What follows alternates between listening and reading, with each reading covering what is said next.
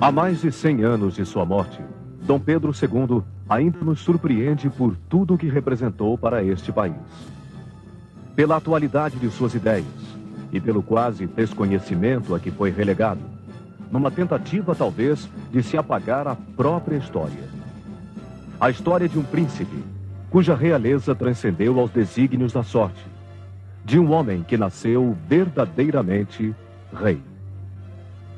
Pedro II foi considerado em sua época mais do que um grande monarca. Aplaudido pela justiça de seus atos, ele foi considerado o maior governante das Américas. Escolhido aos 5 anos para tornar-se imperador, teve sua infância e meninice inteiramente voltadas à sua formação para reinar. Há um desenho muito curioso a feito de Toné, do imperador, com 14 anos, fez uma ascensão num muro pegado ao Corcovado.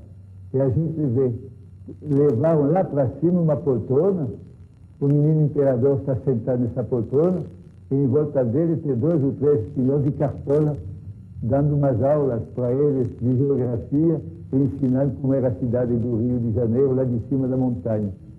Ele nunca teve uma verdadeira meninice. Hoje, quando entramos na Floresta da Tijuca, vemos a presença de Pedro II. Seu avô, Dom João VI, já havia criado o Jardim Botânico do Rio de Janeiro. E ele deu continuidade ao replantio iniciado por sua mãe, Dona Leopoldina, formando em terras degradadas a maior floresta urbana do mundo. Era o primeiro trabalho ecológico em larga escala praticado no Brasil. O preparo intelectual que lhe foi destinado, somado à sua inteligência, deu a Pedro II uma imensa cultura. Ele dominava perfeitamente o francês, o inglês, o alemão, o italiano, o latim, o grego e o hebraico, além do tupi-guarani. Sua dedicação às letras, às artes e às ciências fez com que empreendesse várias viagens à Europa, aos Estados Unidos e ao Oriente Médio, sempre custeadas por ele mesmo. No exterior, Pedro II mantinha contato com os mais célebres homens de sua época: Victor Hugo, Alexandre Herculano, Richard Wagner, Graham Bell e Louis Pasteur, entre muitos outros.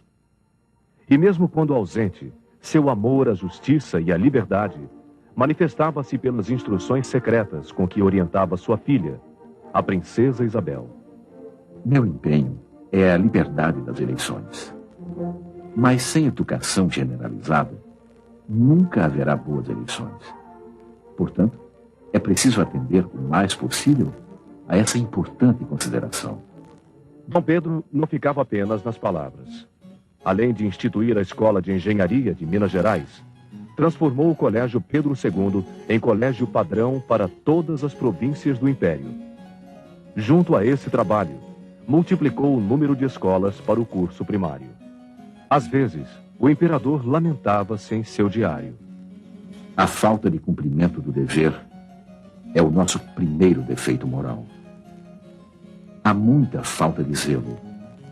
E o amor à pátria é só uma palavra para a maior parte. Ver onde está o bem e não poder concorrer para ele, senão lentamente, burlando muitas vezes os próprios esforços, é um verdadeiro tormento para o soberano que tem consciência. Com pouco me contento, e tenho 800 contos por ano. Também entendo que despesa inútil é furto à nação. Esses são 2 trechos do diário de Dom Pedro II, quando ele tinha 36 anos. E essa postura mostra a maneira com que ele via e como ele entendia que devia ser usado o bem público. Um conceito de bem, do qual Pedro II não excluía a liberdade, em todas as suas formas. Tem, aliás, um motivo especial para apreciar a figura de Pedro II. É que nunca houve no Brasil um governante tão favorável à liberdade da imprensa como foi Pedro II. Ele se recusou sempre a promulgar qualquer lei de imprensa que pudesse restringir a liberdade dos que queriam fazer críticas ao governo dos seus ministros. E ele dizia mesmo disse, se eu suprimir a liberdade de imprensa, quem é que me vem contar o que os meus ministros estão fazendo? Durante o reinado de Pedro II, o orçamento nacional aumentou várias vezes, mas os ordenados da família imperial mantiveram-se inalterados. Por 2 vezes, o imperador recusou qualquer elevação de seus vencimentos. Ainda assim, ajudava aos enfermos, aos desvalidos e à velhice desamparada de seu próprio bolso. Pagava também os estudos de talentos mais promissores, inclusive no exterior, como os de Carlos Gomes, Vitor Meirelles, Pedro Américo, Gonçalves Dias, Gonçalves Magalhães. Sua visão do futuro o levou a incentivar a introdução no país das grandes conquistas da época, preparando o Brasil para os dias de hoje. O telefone, o telégrafo e o cabo submarino para as comunicações com a Europa, além da implantação da maior rede ferroviária da América do Sul. Implantou ainda estaleiros para a construção naval. Abriu nosso comércio para o capital externo.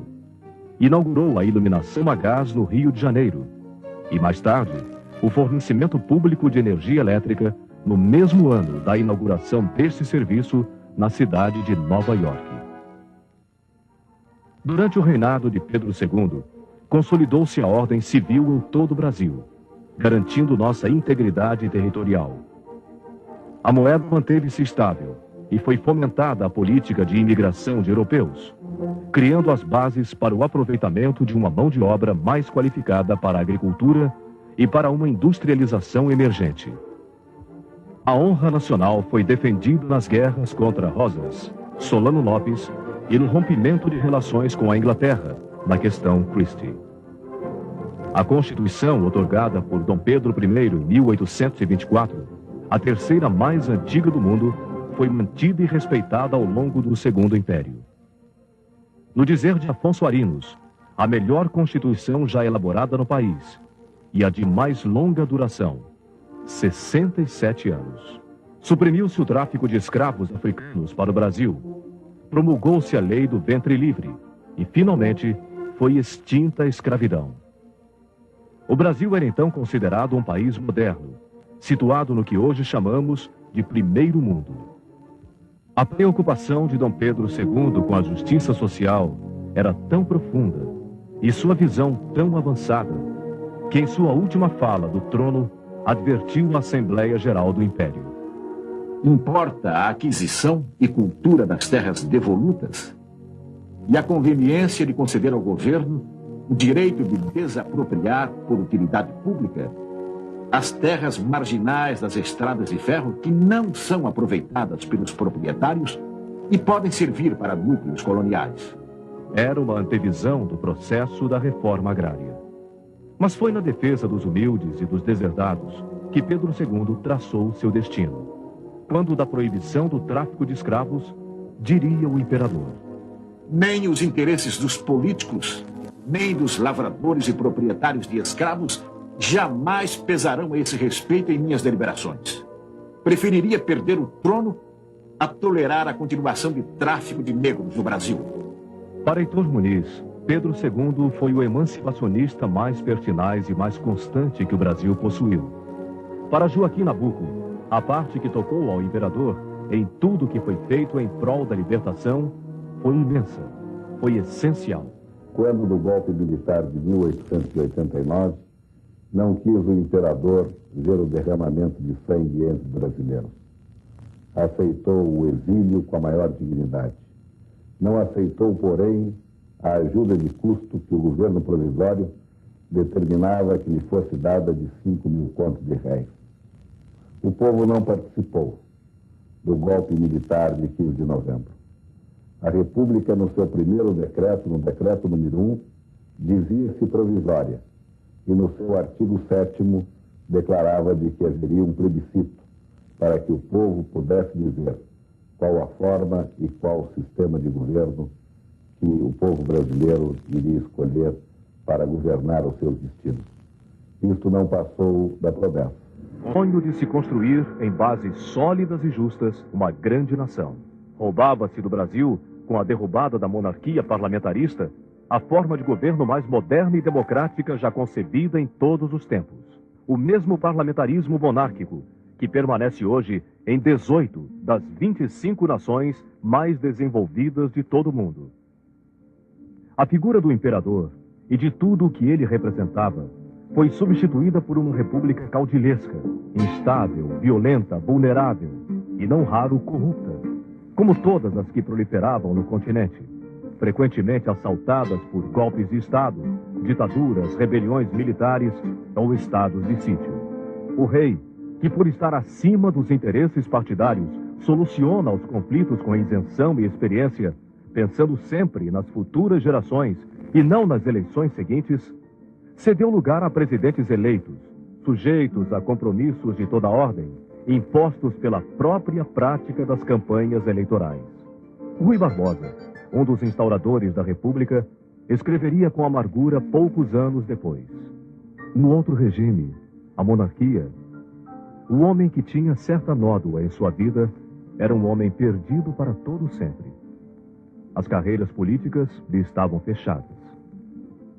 Havia uma sentinela vigilante, como um farol que não se apaga em proveito da honra, da justiça e da moralidade gerais.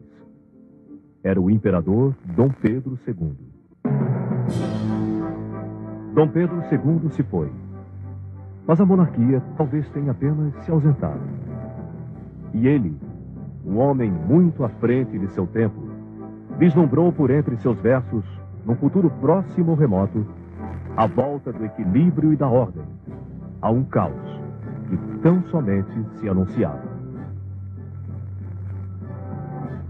Sereno, aguardarei no meu jazigo a justiça de Deus na voz da história.